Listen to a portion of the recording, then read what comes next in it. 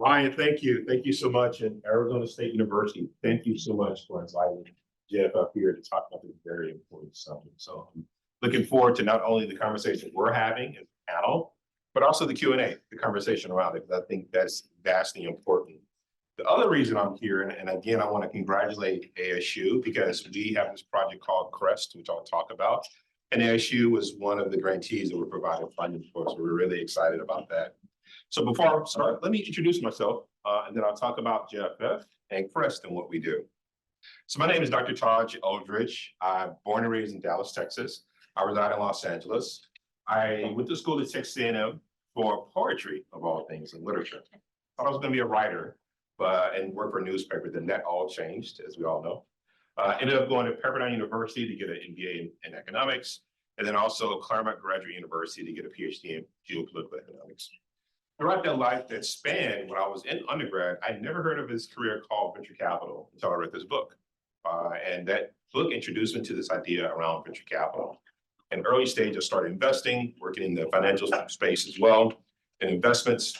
But then I got into this space to where I started getting into fashion and investing in fashion. And from that, I started seeing the impact of the things that we were doing from a fashion standpoint that end up impacting our environment. From in Ghana, how you had all these clothes and all these things wash up, to even the dyes that we were using that was causing some cancerous agents. At that point, I realized that me as a venture capitalist, and I make the turn to investing in sustainable opportunities, became a green venture capitalist or environmental green venture capitalist or a clean tech venture capitalist. And I say that because a lot of times when we think about the green economy, when we think about clean tech, when we think about sustainability, sometimes our visions are narrowed. I want us to open the aperture as we talk about these opportunities in green jobs, because I think that that's what's happening when we're talking about what is the future beyond 2030. Why do we pick that time frame?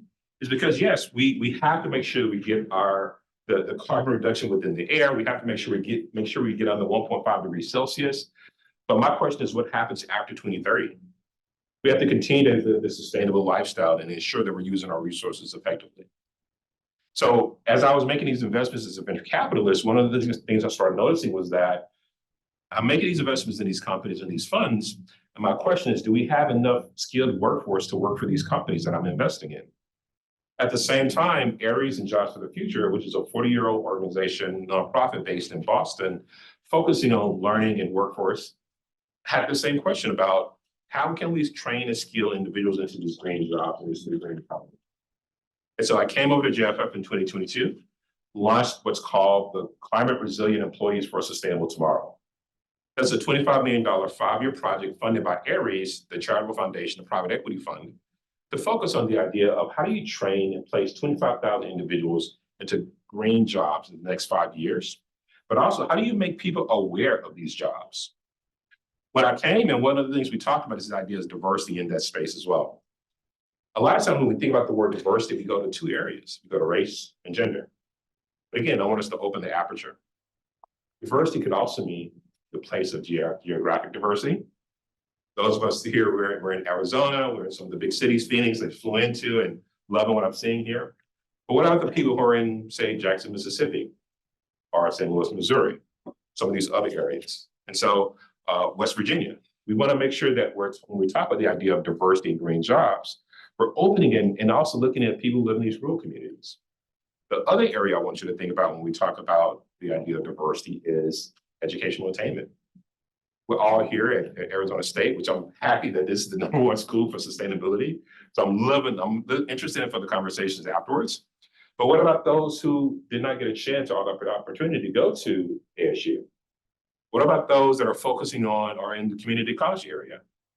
What about those who don't get a chance to go to community college or college, traditional 4-year, and go straight from high school into the workforce? So we need to make sure that we're open this aperture to look at the opportunities around green jobs from both the geographic standpoint, from an educational attainment standpoint, from race and gender standpoint.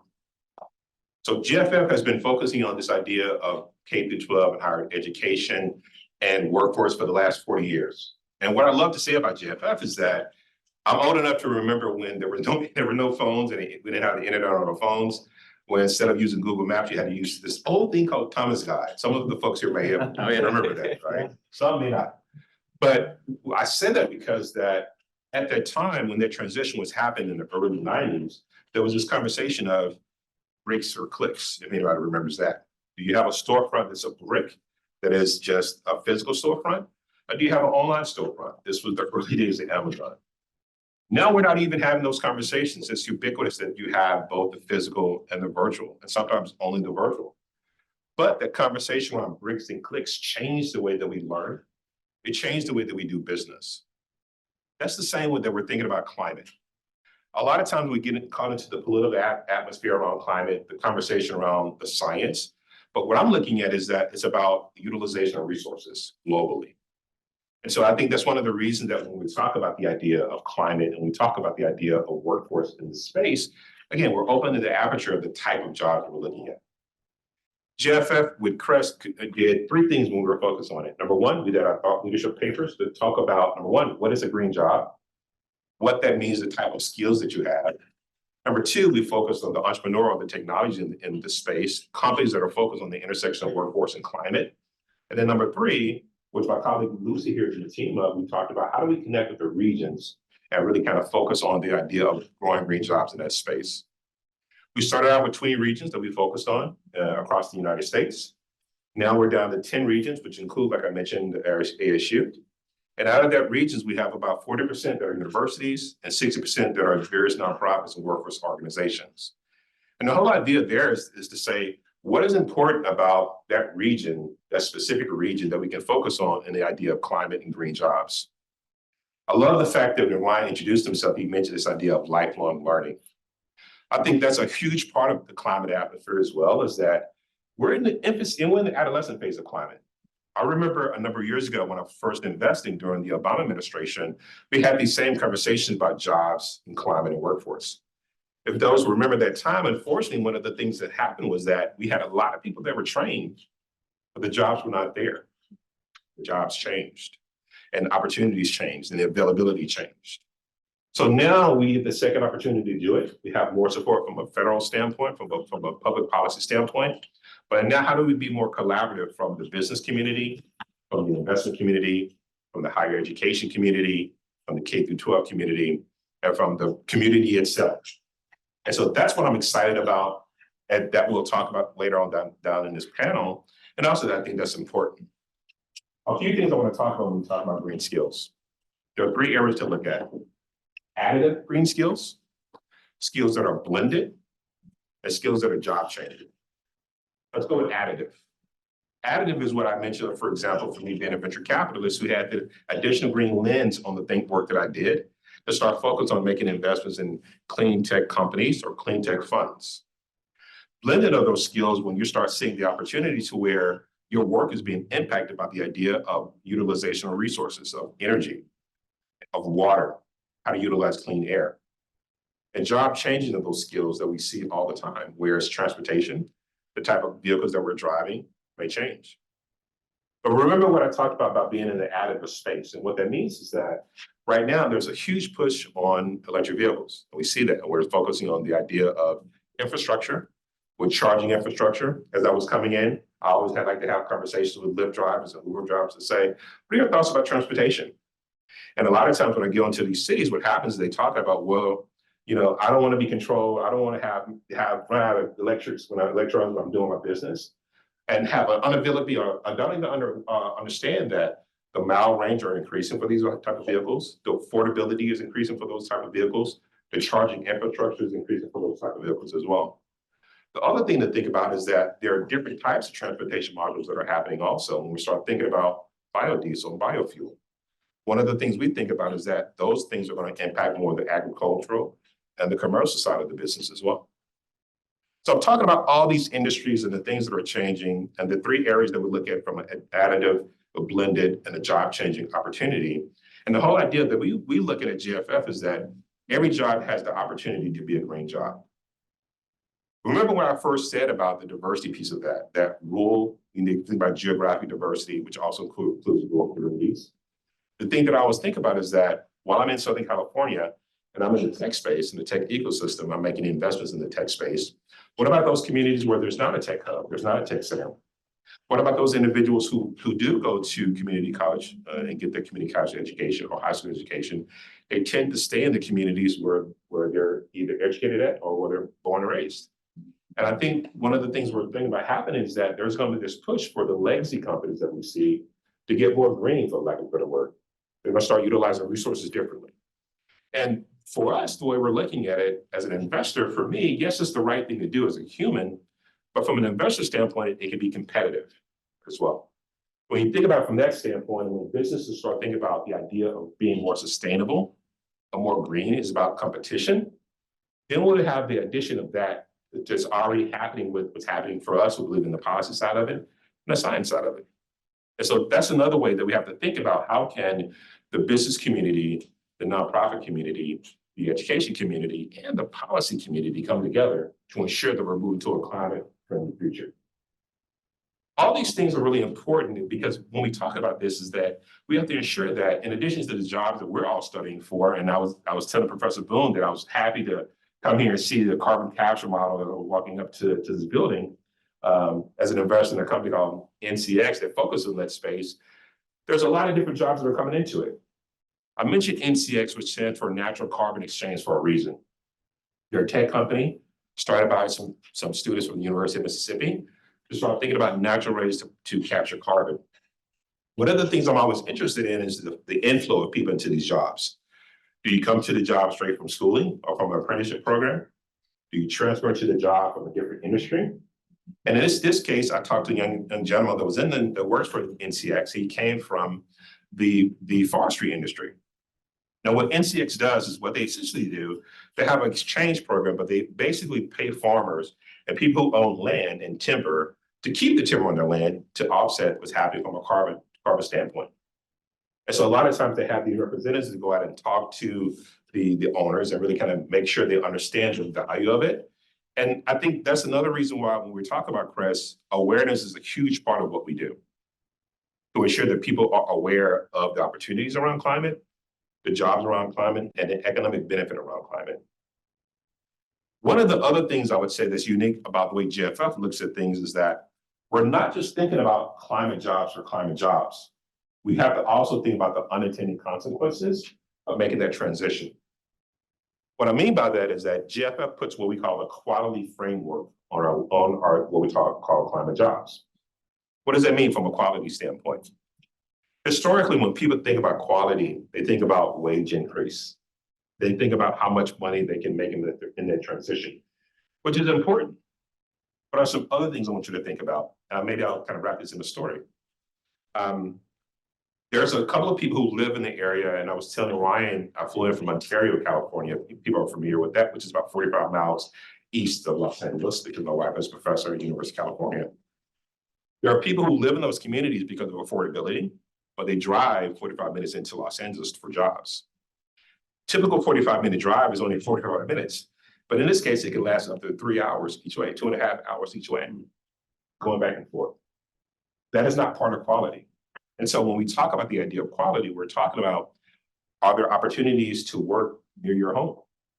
Are there opportunities to work where you're living at, you have affordability in housing? Is there flexibility in your job? Is there an opportunity to advance in your job as well? Those are the things that we think and more will create this opportunity around quality green jobs that we have to think about. So as we're having these conversations, the things I would love for everybody to think about is that, again, diversity. Moving beyond just race and gender, even though that's vastly important because the communities that are most impacted are immigrant communities, communities of color, poor communities, rural communities. But I want us to open the aperture again to think about, again, educational attainment, what type of jobs that we're creating, what type of jobs are happening. GFF usually has this annual conference called Horizons, and this year's theme is the power of us. And that's how we look at this idea of really building a climate-friendly network, is that it has to be more than just us who are in this space within this university who are contributing and creating these opportunities around jobs, or even working in the clean and the green industry and the green economy. We have to ensure that the majority of the workforce is extremely diverse, from the technicians that are providing the input of these solar panels or the wind turbines and other areas for energy, to all those who are writing code, or think about those opportunities around it as well. So I definitely want us to think about these things as we talk about the pathway to 2030, beyond the type of jobs and how we can collaborate from a standpoint between the universities, the business community, and nonprofits. One of the other things I would say too around the climate jobs that we need to think about is that climate jobs are more than just what we see just internally. I've noticed that there was a Kohl's department store here. Has anybody ever been to Kohl's lately?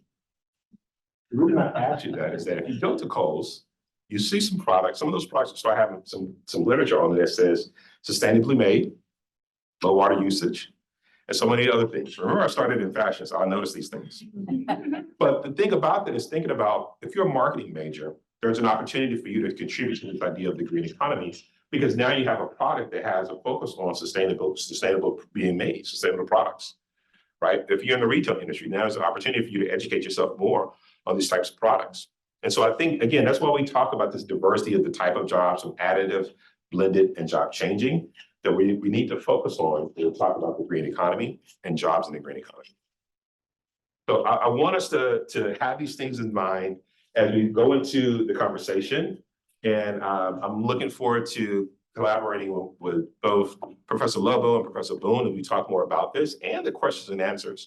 But if there's anything I want everybody to take from this conversation is three things. Number one, the idea of sustainable focused jobs in the green economy will last long after 2030. We have to change a mindset and a behavior. Number two, it's competitive for a lot of the business industry. We have to think about it from a standpoint of more than just the idea of really saving the planet, but also it has to be an opportunity for us to really include those communities who may not be open to it. And the way about that is really kind of focusing on what their incentives are, right? Economics. And number three, the idea of diversity, the idea that we need to ensure that we're focusing on the idea of people, geography, educational attainment. So I'm excited to have this conversation, to continue this conversation. I'm equally excited that ASU is one of the grantees for our CREST project, and so we're looking forward to that as well. And I'm even more so excited about the opportunity to speak from a panelist to talk even more and get your questions around the idea of how can we create this opportunity for green jobs beyond 2030. So thank you so much for listening, and I'm looking forward to our conversation. Well, wasn't that fascinating to hear about? This future is yours to make. You're going to have to learn to be collaborative. All of you are going to have green jobs. So inspired by Taja's talk. I want to just allow these panelists to briefly introduce themselves, because Dr. Lobo, Jose, he's going to be helping redefine the IPCC model beyond 2030. And Dr. Boone, Chris is the trivia master of Arizona State University, in addition to being the founding dean for this amazing, amazing organization. So we've heard a little bit about your wonderful background, started as a poetry major, to venture capitalist, to transforming green workforce for the world. Amazing trajectory. So Chris, why don't we start with you and just give a little brief overview about how did you become a professional in the green workforce? Yeah, thanks very much. And welcome to all of you in the room and to those of you who are joining online. I did have the privilege of serving as the Dean of the School of Sustainability and then later the founding Dean of College of Global Futures. And so you might guess that I am heavily invested in what we're trying to do here in preparing our students as well as faculty and our community partners to achieve their very best, wrapped around this idea that sustainability is about building a better future, and a better future that's just and equitable, but also cares for the earth that we all depend on for our ultimate survival. And it's a pretty motivating idea. And so when you talk to most people, just about everyone, they understand why what we're doing is important. So after I stepped down as the Dean of the College of Global Futures, I decided that for the remainder of my career, which hopefully will not be too long, I want to retire at some point, we'll be focused on the idea of how do we prepare the workforce that's necessary in order to achieve those goals, because we're not going to achieve that if we don't have critical mass. It can't just be a collection of people. Thank you all for being here, but this is clearly insufficient for trying to achieve the very ambitious goals that not only do we need, but also want. So how do we create an army of people who are dedicated to working on this? Then how do we link livelihoods to those principles and ideas? I think is fundamentally important. We are not going to move the needle. This is my hypothesis. You could try to prove me wrong, but I think I'm going to win this one. We're not going to move the needle until we link livelihoods to these principles and ideas. So it can't be just thinking about them 10 minutes a day. We need to be acting on them 40 hours a week, 37 and a half, whatever we end up deciding is a working week. And that people should recognize and understand that they can earn, they can have quality green jobs that you've just talked about, earn livelihoods for themselves and their families, while also undertaking to put these principles into practice. And we need scale. We need a magnitude of people working on these things far beyond what we have historically been able to offer. The good news is that there are now more sustainability and green jobs that there are qualified people to fill them. This is not just in the United States, this is worldwide. 3 weeks ago, LinkedIn posted the fastest growing jobs in a selection of 20 countries, and sustainability titled jobs were in the top 20 in all of those countries. In the United States, sustainability analyst is the 5th fastest growing job. In the UK and in Germany, sustainability manager is the fastest growing job in those countries. What employers are telling us is that they're scrambling, trying to figure out how do we actually get people trained up to fill these positions. Many of them are training in-house, which is great, but I think we have a role to play in colleges, universities, community colleges, K-12, working with partners like our great partners on the JFF grant that we're working with, to find ways to train up those individuals because the demand is there. So we're no longer having to convince people, right, that you should be hiring people to do these jobs. The marketplace is already telling us that we need more of you. Jose, I don't know if I answered your question. I got into lecture mode. I'm also a professor, so I do lecture. Hello, everyone. I'm Jose. In case you're wondering about my accent, I'm from Puerto Rico. And in case you're wondering why am I jiggling my legs, it's because I'm perpetually hypercaffeinated. And I actually don't often sit down. So I'm in the Faculty for Sustainability. I've been here since 2005. Wow, I'm getting old. And how I stumbled into green jobs actually is by way of, I have a longstanding interest in the role of technical change and energy in economic growth and economic development. And recently, as many people, have been struck by the following. So speaking of trivia, so here's you walk into a bar in Scottsdale on trivia night. The question is, since the last 3 weeks, which is the world's leading oil producer? Anybody? United States. I know. It's United States. And the projections are that the United States will have that title for years to come. By the way, who is the world's leading producer of gas? Notice, I don't call it natural gas. To me, that's a little bit of marketing. To me, that would be like going around, I live with a lot of cats. I don't usually say natural cat poop. It's cat poop. So who is the leading producer of oil? Of gas? United States. It's the United States. And I mean, that's quite striking when you think about it. And that has certain implications. And you were talking about geography. That has implications for Southern Texas. It has implications for Oklahoma. It has implications for Western Pennsylvania. There are a lot of people, there are a lot of households that have risen up in the world economically due to a very important technological change. We often think of technological change as kind of cool in the future. One of the most significant areas of technological change in energy in the past 20 years is fracking. And it is, from the standpoint of technology alone, it's kind of very neat.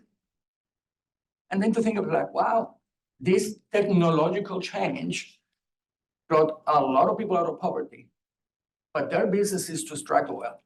And as a consequence, the United States has a lot of this oil. Okay. I'm old enough. I remember when we used to have talks about, wow, who here remembers the conversation about peak oil? Remember that? It was in the 90s, we had this sense we're gonna run out of oil. It's gonna be like a zombie-like scenario, sort of people fighting each other for oil. But many people in the back of their minds thought, that's great. we're gonna run out of oil. People are gonna be desperate for alternatives. So everybody's gonna embrace whatever it is we tell them you can use. Well, here we are, we're not running out of oil. And in fact, all the evidence is that it's a lot more oil to be tapped. And the oil companies are telling us, as long as people buy it, they will tap it. And I want to highlight, it's not just, I don't want to fall into, well, you have the good people, us, you have oil companies. This is a very important debate in the global south. Yeah. Okay, and I don't know how many of you follow Brazilian politics, but the president of Brazil, Lula, he's about as close as you can come to, if you've ever fantasized, what would it be like to have a steel worker as president of one of the world's largest economies? You have Lula. He's a worker. He comes from the working class. He makes most people in this building be right-wing. But he has had to make a very momentous choice. He has to decide, will he allow oil exploration in the Brazilian Amazonia? And the estimates are that there are oil deposits in Brazil larger than Venezuela's. What do you think Lula has decided to do? He decided, go on, exploit that oil. I don't judge Lula, by the way. I'm just saying that so when we think about these issues of energy and energy transformation, who wins, who loses, what decisions to do, then I was led to realize, wow, this has implications for livelihoods. Who makes a living? How good of a living? Doing what? And I am very much interested in thinking about the people who we are telling now, in order for us to make this transition, you will have to stop doing the job you're doing now. But hey, go through some worker training program and hope for the best. So I think we need to take seriously among this diversity is that there are a lot of people who indirectly make a living out of fossil fuels. It's not just the CEO of ExxonMobil, who I will have no problem if he were to go into an unemployment line tomorrow. Wow, this is being recorded. I hope he goes unemployed, and maybe he should experience some hunger for a while. But what about the other workers? So I think and there's a growing research agenda now, nationally and internationally, about that.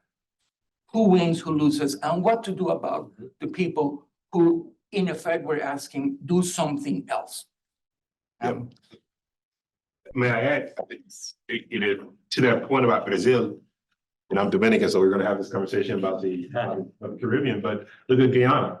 Yes. Another perfect example of a country, and even though the talk I had earlier was very US specific, because that's what UFF focus on the US, but CREST is a global project focusing on the US and India, with our partners at World Resources Institute. But I love to have these conversations about this thing globally, because we can't just solve the climate crisis in the United States and say, we're done.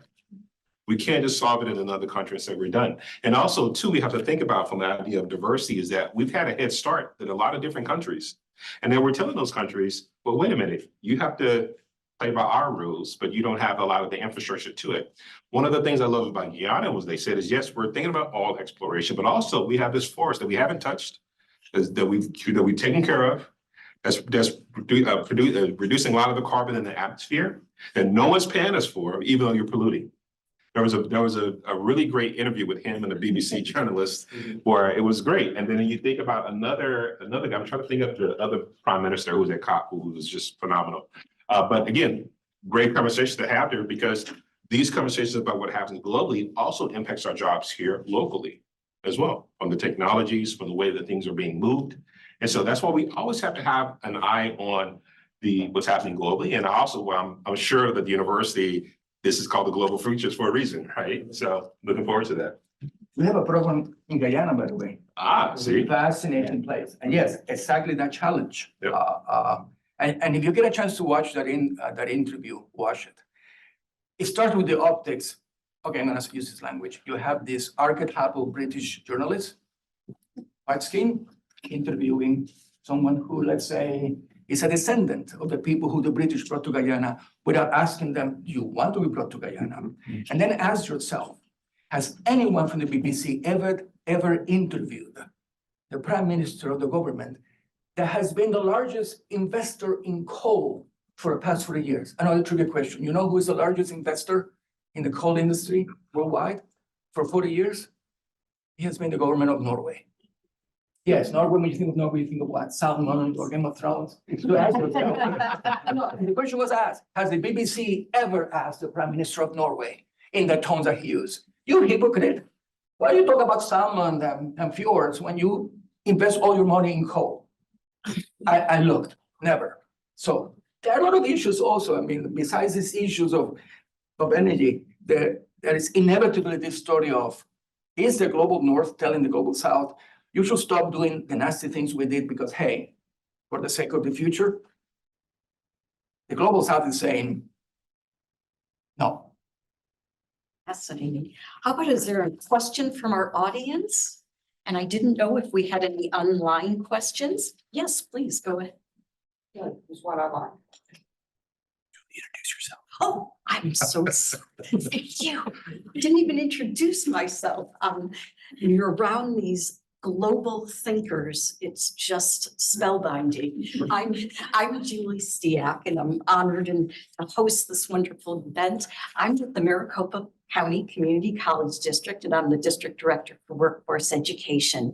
And very proud to say that about 68% of the incoming freshman or sophomore classes at Arizona State University have taken credits through our vast community college system. We kind of compete with each other because, let's see, they're international and we're not there yet. So we only serve about, I think we're going to serve about 178,000 students across our 10 colleges. So it's an honor to partner.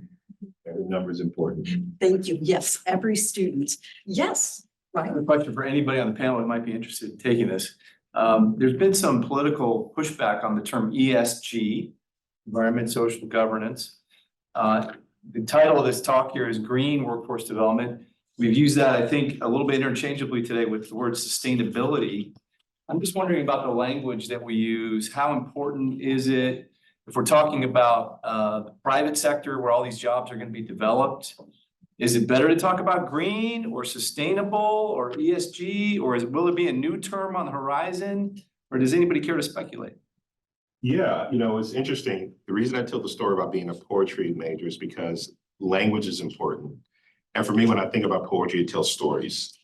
And I think the whole part of what we do when we talk about the idea of jobs, quality jobs, quality green jobs, is storytelling. Our Project CREST encompasses not just the states and the areas where climate is an issue that we're talking about, like here in Arizona, but it also included states where it's not as palatable because of the political atmosphere. For me, what I call this thing is in, I don't know, Jose, if you do, but we used to call this thing where at home we might speak Spanish or Spanglish at times. But in certain areas, I would speak English and without even an accent. And I think this idea of culture of code switching is what some people may have heard the term of, is we need to have a climate code switch. So what that means for me is that when I'm in a room, when I'm talking with other business owners where this is an issue, I change the subject and the language around it. But for me, it's about the outcome that I want to get from that. So when I'm looking at red states, for lack of a better term, coloring that, I talk about just jobs of the future as opposed to green jobs. I use that type of terminology because if the future we're going towards that, it's already kind of going in that track way. So instead of having this conversation about what's green, whether this is important, let's just say these are jobs of the future, literally, from our company. And so I think for me in JFF and Climate Innovations, that's kind of the stance we take on it, is a way to try to make sure that we're utilizing language where it causes incentive and it causes the action. But I think in the venture capital space, yes, we've been seeing a lot of conversation around not just ESG, around DEI, and a lot of the other areas. And so I think that, for me, it's about how do we get the same outcome without trying to step on a lot of these political landmines that are there. But I think the great thing about this, and I love about this, is that we all have different ideas around this also. So I'm interested in hearing from Chris and Jose about this also. Well, I think Ryan, what you said is, I think there's a cautionary warning, especially for students, like Ryan is referring to. A few years ago, there was a group of papers that came out. I'll leave it to you to evaluate the quality of your statistics work in them. But it's a type of paper that makes a certain claim. Companies that act green do way better. Now, if you know anything about the culture of economics, that type of paper just invites people to say, well, I'm gonna stay up late at night, I'm fine, every statistical failure. And it turns out that those early papers had a lot of statistical failures, okay?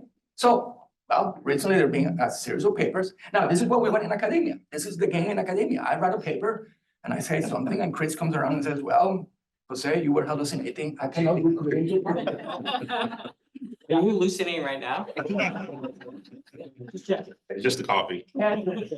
And so recently, now we have a new batch of papers that came out and said, well, we don't find evidence that companies that for whatever they mean by green, their stock market performance, but it's better. Oh, okay, well, now you can imagine. Now you ask, okay, what's the goal here? Is the goal that by being green should be better? Or is the goal that being green means that I can still do what I do, but hey, I'm not damaging the environment? I mean, what else can companies do? But that debate, on the one hand, it's part of the normal debate in academia, but it's a cautionary tale that because this is now such a loaded subject, you have proponents and opponents, a lot of claims come out that perhaps don't survive the first or second scrutiny. I think that's what we will expect. But it has become very ferocious, as these debates tend to do. But I think for students, the warning is, we always teach them, make sure your claims don't get too far ahead of your empirical evidence. Just, they should be connected.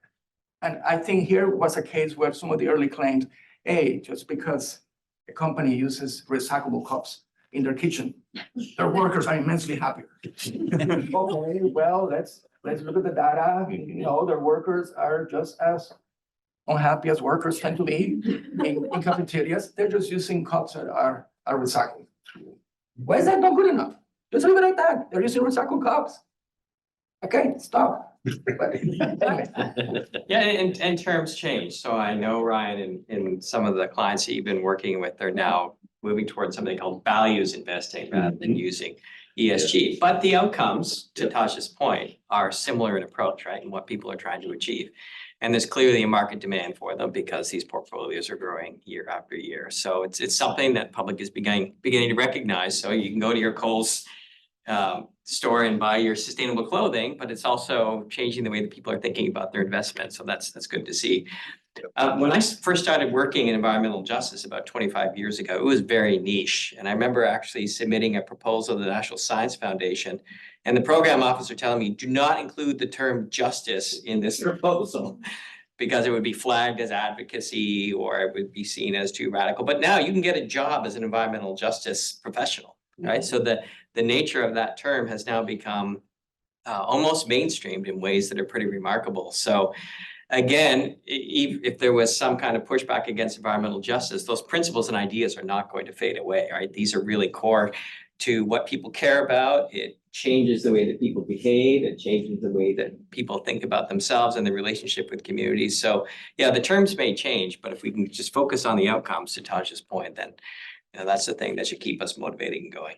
And may I add it, and my age is now breaking, so I can't remember the author, but there's a great book called Words That Work. It was by, if anybody knows it, please say it or let it know, but it was by this lobbyist. And the whole idea was the lobbyist was working with a number of the Republican community to where back when they had this, the idea, they was kind of coloring and giving names to certain things. So for example, a certain tax became the death tax. No one wants a death tax, even though we don't know what it is. But when you hear that word and that language, it makes you, it makes you vote a certain way or think about a certain way. And I think I say that to say that for me, that book, Words That Work, has been phenomenal in the work I do, because it makes me kind of think about how do I communicate in a certain way to certain audiences to where I can focus on their incentives to get the action that I'm trying to get from it. So to Chris's point about environmental justice, again, when you look at that, justice really kind of talks about this idea of equalization, ensuring that communities that are hardly and that are impacted have the access to it.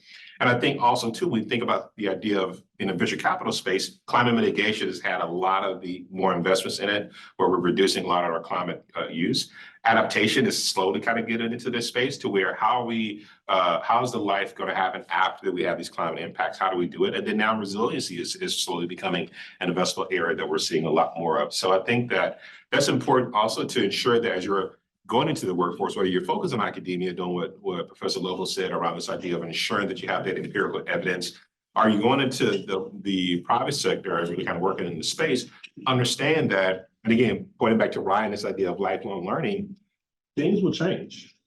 But if you have this focal point of thesis of what you want to do and what you believe in, you'll have an opportunity to wrap around those things that change, those terms that may change and things of that nature. Did we have an online question? Yeah, I can vocalize it. Oh. So this is from Becky at Estrella Mountain Community College, and she says, "Good morning. I work at a community college and we are working with a few cities on their workforce needs. Two particular cities are interested in green companies coming to their areas and want my college to help train employees or recruit current students. Problem, no one can define a green job or sustainable job besides our technician program. What other areas can community colleges support this green workforce?" Let me tell you about this exercise that some are trying to argue should happen in the United States, because actually that is a very good question. Okay, what is a sustainable job? Okay, everybody agrees. If your job is to extract coal from a coal mine, that's probably not helping sustainability. But what if your job is to replace the uranium in a nuclear reactor like Palo Verde? Is that sustainable or not? So actually, for the past few years, the European Union tried to do just that. It put together this is very EU, put together a group of experts and sort of go through all the jobs that are identified in Europe. It's a similar exercise. The Department of Labor identifies about 1,000 jobs in the United States, about 20,000 occupations, and you just try to go through them. Okay, there's a job, it makes chocolate. Does this help sustainability? Does this hinder? And they came up with a schema. And it is actually, you can go and see it. It's an attempt to do just that. So if you do this job, you're helping. If you do this job, you're neither helping nor hurting. If you do this job, you're hurting. And the whole idea was, it was not an academic exercise. It was supposed to guide investment decisions. Now, of course, there were inevitable political discussion. After all, it's put out by the EU. So the final version of the document, let's say that there was one government in particular that was very, very keen on, if your job is to build nuclear reactors, you are hugely helping sustainability. So make sure that job is sustainable. I'm not going to name that country, but think about the country that gets about 45% of its electricity from nuclear power. You'll be there. But it is a useful exercise, and there are now efforts to do that in the US because there is that gap. Some jobs, again, it's not hard to imagine. You hope they will not continue much into the future because of the effect they have on the environment. Some will be like, wow, here's a job, be a teacher in the College of Global Futures at ASU. Wow, that job is hugely important to help sustainability. Okay, but in the middle. And there's might be, now, how many jobs will be neutral? Think that this is in a sense the promise of decarbonization. What is the whole promise of decarbonization? What's APS and SRP been asked to do? What they've been asked to do is that you will not know when electricity in Arizona is not generated using photovoltaics, windmills, and I still have a hope one day use cat litter. That you will not know. So everything else you do should not be affected by that huge fundamental change. So now think about all the jobs, but that effort is just beginning. But I think we can do it. We can be much more empirical. And now that we have something known as large language models and machine learning, I think we can make some progress in trying to identify occupations that help, hinder, or just are neutral, which is fine. It's fine to be neutral. Just don't hurt. Don't give more. But yes, but we're not there yet empirically. But you can look at this at you. You can go online, look for it, and make your own judgment of What do you think of their classification? So Taj mentioned during his presentation that every job can be a green job, and I agree with that, especially if we tie jobs to the Sustainable Development Goals. There's 17 of them. If you look at the 169 goals, I mean, that includes things that most people don't think of as being part of a green job. So does it promote gender equity? Yes, then it's a sustainability job. Does it lead to peace and just institutions? Yes, then it's a sustainability job. So that expansive notion, if you just look at those 169 goals and all the targets associated with them, if you can, I'm trying to answer this person's question, if you can tie what you're doing to any one of those targets and goals, and I would say, yes, you are working on a sustainability job. And I would add to that, what's interesting, and did the question person mention you're at the community college? Yes. So what's interesting, and I can't remember the name of the conference, there's a conference going on in Kentucky on the 8th with community colleges, and there GFF will have some representation where we're going to talk about ways that we can think about how can community colleges start building pathways to jobs right out of community college. The other thing that we're focusing on too, to the question about what is a green job, is that GFF is focusing on this product called the Green Quotient, or GQ. And what the GQ would do, it will essentially go into companies and look and say, using machine learning and AI to talk about how green a job is, right? Think about like the JD Power for sustainable jobs or green jobs. And the idea from there is that it will have a score. And in partnership with LinkedIn and Indeed, the future, what we love to see is that as you apply for that job, it'll have a couple of different pieces of data to help you make the decision. Where the job is located at, what the job requires, your skills that are needed, how much the job pays, of course, and how green that job is. What's that GQ score? There's something already out there like that if you think about it. How many people have booked a flight on Google Flights? You book a flight on Google Flights, there's some information you get. You get the company, the airline, you get the information on the pricing, and you get information about emissions. The idea is that they're supposed to help you think about ways to, again, we talked about in the very beginning about this is a behavioral change that we have to do as well as we talk about these jobs. And so I think that's why I get excited about is how can we use all these different types of technologies, all these different types of policies and everything else in institutions to integrate our behavior, which would in turn impact the jobs that are available for us as well. And by the way, this task, since there's a lot of concern about, is AI going to make us obsolete as professors? This task that you described is tailor-made for powerful machine learning. And we're working on it right now. And there are various efforts to try to exploit that. So at least this is one area where I think in the next few years, we can make more advances that we have made over the past 20 years, just trying to find patterns, explore this data, find connections, and augment our answers to just what is a green job. And Jose is working with OpenAI, which has a partnership with Arizona State University on precisely this issue right now. So I'm selling you a project. Love it. But I have not sold my soul to OpenAI. It'll be replaced. Okay, Well, yes. there's that adage to follow the money.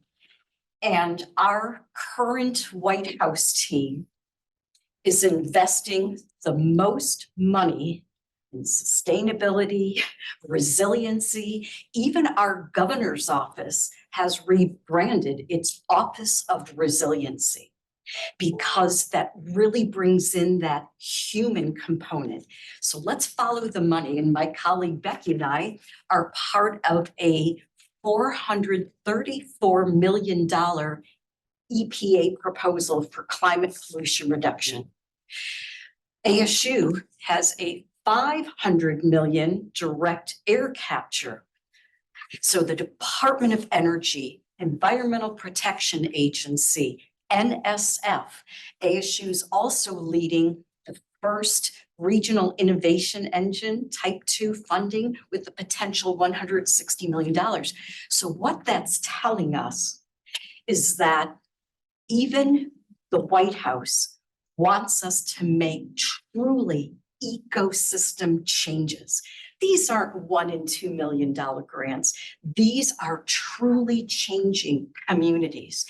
So up in our northern part of our state, coal plants being closed, and ASU and others are working directly with utilities, the local residents, and saying, okay, We're going to train you to be upskilled, to be able to manage these new green technologies. So thinking about that flow of money and the impact, that's really telling us it's up to us. This is our time. We've never had that sort of investment. And then we have venture capitalists who are also supporting this. So what are your thoughts about these monumental investments and where should we focus? Because the workforce could include our landscaping professionals using eco-friendly devices. Yeah. We are going to have one of the autonomous vehicle capitals of the country. So the city of Phoenix is already looking at what's going to happen to people in this large metropolitan area that no longer need to be driving because Waymo is going to be taking over their jobs. So recareering and upskilling them into resilient jobs. So let's chat about that for a few minutes. Yeah, when in venture capital, we invest, when we called it clean tech, and now you have so many different words at it. But I used to joke, I remember when clean tech was a dirty word. Because, no one wants to invest after what happened with Solyndra, if people can remember around that time. But I always tell people, yes, Solyndra was one of the difficulties from collaboration between the government and private sector, but also Tesla was born around that time, which kind of ushered in a couple of things. I think post the pandemic, we started in venture capital, we started seeing this uptick of investing in green or sustainable or clean tech technologies. And I think it was for a few reasons, me personally. I think that the pandemic showed us that we're very much connected globally, that this thing that happened in one country put everything to a halt. And for the venture capital community, it didn't matter how much we were providing return on equity when no one was out shopping or no one was out buying or no one was out really participating in the economy and things were changing. And I think that what made a lot of different funds that were not necessarily green funds or clean tech funds started investing in the space. One of the biggest areas that we see a lot more investing in venture capital is transportation, as you mentioned.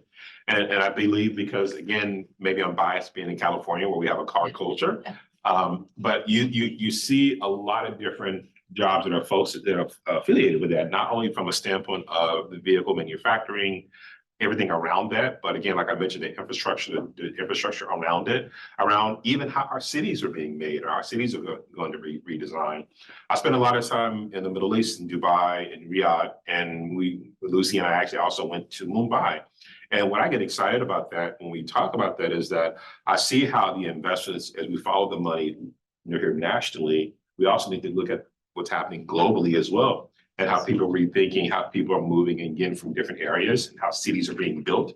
And also to your point, I always think about, and I love the trivia that we have here. So I was going to ask a trivia question about which causes the most deaths, but heat-related illnesses we know has a huge component when we talk about the idea of sustainability, green jobs, and green environments in our communities. And so I love the fact that we've been seeing a lot more focus on how can we green up our areas to also add that quality into it. So not only quality from a job standpoint, but quality of life to ensure that we can have people who are healthy and who are contributing to the economy as well. Yeah, there's been an amazing confluence following the money, right, in terms of investment, federal governments, but also state governments. California has been particularly generous in this regard, but other states have as well, but also from the private sector. Right, there's been extraordinary numbers of investments, and I'm kind of envious of people who are just starting their career. Maybe I won't retire, maybe I'll a new career, because the opportunities are going to be extraordinary. You're not going to have to fight and justify for what you do. There's already demand for the kinds of skills that you're going to bring to the table. So maybe I'll start all over again. Dye my hair black or. But let me make one comment. Now, maybe find a complication that raises what I think is a very important dialogue to be had, thinking about a global perspective on this challenge with regards to the federal funding. If you read pieces of legislation that have authorized a lot of that money, you don't have to read very long before you come across a sentence. And this money is being used because it's going to stick it to China. No, I mean, my view is that this funding is only getting through because the Biden administration has realized the only way you can get Congress to agree on anything is give me money and I'm gonna, I don't know, build lots of cat shelters in Phoenix, and it's gonna really hurt the Chinese. Okay, here it is. And that's very serious. Yeah. Because I think many of us, especially in academia, can easily imagine many scenarios where addressing these challenges on a global scale would be maybe helped, accelerated, facilitated, if you had a dialogue between the US and China. I am old enough that I remember when I was first in graduate school, this phenomenon was arising, and there was a lot of excitement. The Chinese were coming, Chinese graduate students, and I am now thinking, wow, I'm getting to live the end of that era, where the academic interactions between the United States and China are becoming very much curtailed. So I think we need to consider that, because by all means, let's take this money, but we should not lose sight of the fact that what is motivating this money to flow? And are we laying the groundwork for making it even harder in the future for China and the United States to interact, learn from each other? And I worry about that because, well, I think it will be bad for the planet if these two scientific communities could not collaborate and exchange insights.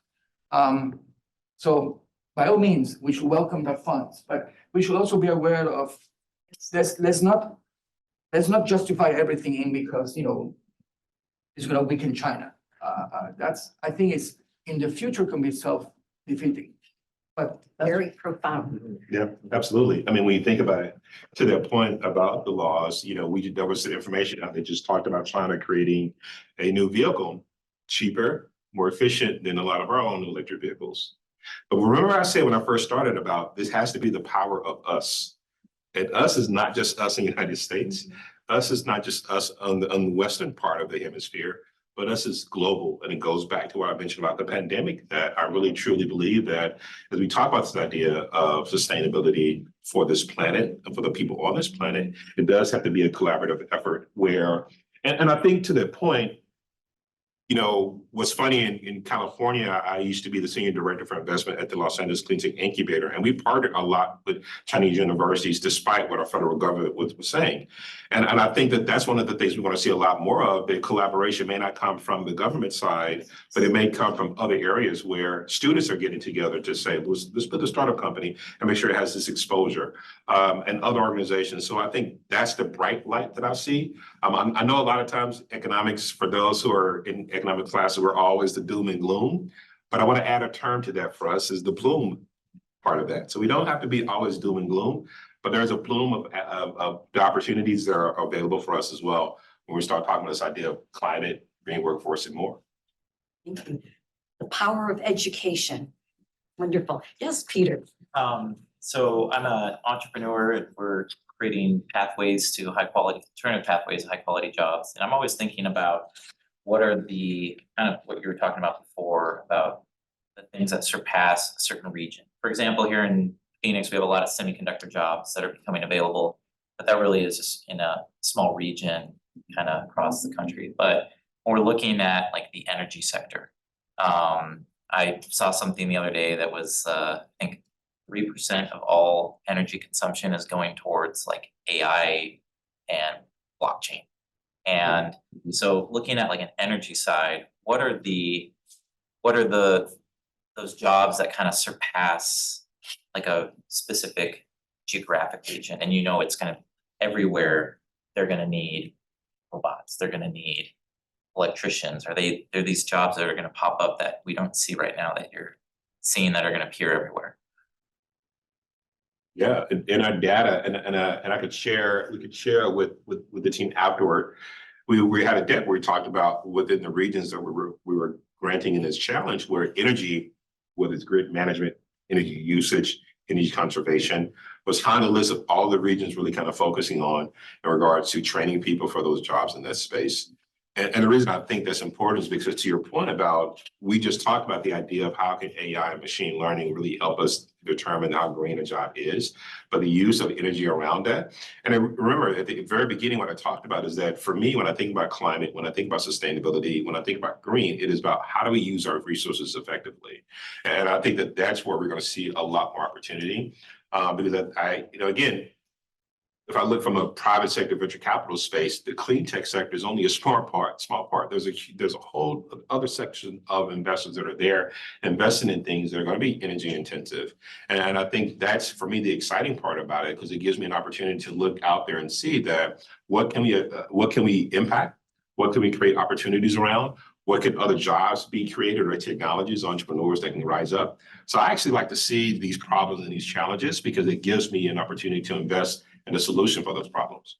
Yeah, it's interesting to think about the return on that energy use as well. So I remember years ago, Kate Brandt was here to give a talk. She's the CSO of Google Chief Sustainability Officer, and she was talking about how they use artificial intelligence to reduce their energy bill by something like 20%. So if it's 3% to 20%, that's a pretty good return. So thinking about what the returns on, because we make investments all the time in a lot of energy intensive processes, right? Whether it's through oil or gas or nuclear power, whatever. And we tend to think of return primarily in monetary terms, but we, I think, also need to explore what is the return in terms of things that we care, other things that we care about, sustainability, like energy and so forth. So you have to change the way that we think about the idea of investment.